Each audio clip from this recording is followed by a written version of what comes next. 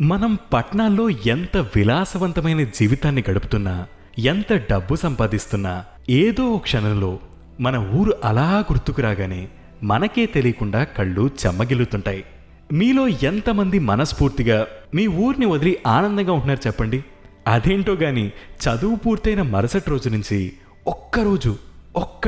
ఒక్కరోజు మన ఊర్లో మన ఇంట్లో ఖాళీగా కనిపిస్తే చాలు, ఇరుగు పొరుగు వారి దగ్గర నుంచి, ముఖ్యంగా మన చుట్టాలు ఏదో దొంగతనం చేసి జైలుకు వెళ్ళొచ్చినట్టు, లిటరల్లీ మన భాషలో చెప్పాలంటే దొంగ కోళ్లు పట్టేవాడిని చూసినట్టు చాలా చిన్న చూపు చూస్తూ ఉంటారు. అదేంటో గాని ఎప్పుడూ మన ముఖం కూడా చూడని సొసైటీలోని పెద్ద మనుషులంతా అప్పుడే నిద్రలేస్తారు. మీ అబ్బాయిని అలా ఖాళీగా వదిలేకండి, పోనీ మా వాడు పెద్ద కంపెనీలో పనిచేస్తున్నాడు, వాడికి రికమెండ్ చేసి ఒక్కసారి మీ వాడితో మాట్లాడించమని చెప్తాను అంటూ ఆల్రెడీ భగ్గుమని రగులుతున్న అమ్మా నాన్న గుండెల్లో కిరసనాయిలు చల్లుతూ ఉంటారు.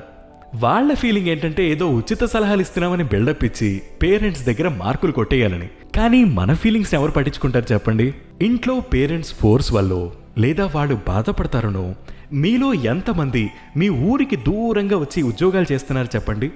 అదంతా కాదండి, మన ఊరి చింత చెట్టిచ్చే చల్లని గాలి ఇక్కడ మూసిన గదిలో వేసిన ఇంపోర్టెడ్ ఏసీలు ఇవ్వగలవా? ఊరి స్నేహితులతో చెప్పే 10 నిమిషాల కబుర్లిచ్చే ఆనందాన్ని ఎంటర్టైన్మెంట్ అనే పేరుతో వేలకి వేలు ఖర్చు చేసి చీకటి గదుల్లో గంతులు వేసే ఆ పబ్బులు అందించగలవా? అమ్మ చేత్తో వండే కమ్మని భోజనమిచ్చే రుచి ముందు ఏ స్టార్ హోటల్లో సరితూగగలవు చెప్పండి? మన ఊరి ముఖద్వారం నుంచి పొలిమేర దాకా ప్రతి అణువు మనం దాచుకున్న ఎన్నో జ్ఞాపకాలని గుర్తు చేస్తూ ఉంటాయి. ఈ ఉద్యోగాలన్నీ మానేసి హాయిగా మా ఊర్లో ఓ చిన్న జాబ్ అయినా పర్లేదు, నేను చేసుకుంటానురా బాబు అని మీలో ఎన్నిసార్లు ఎంతమంది అనుకుని ఉంటారు?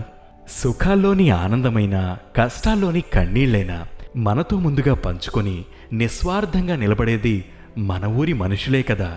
మీలో ఎంతమంది మీ ఊరిని, మీ ఊరి మనుషుల్ని బాగా మిస్ అవుతున్నారు? కింద కామెంట్ సెక్షన్లో మెన్షన్ చేయండి.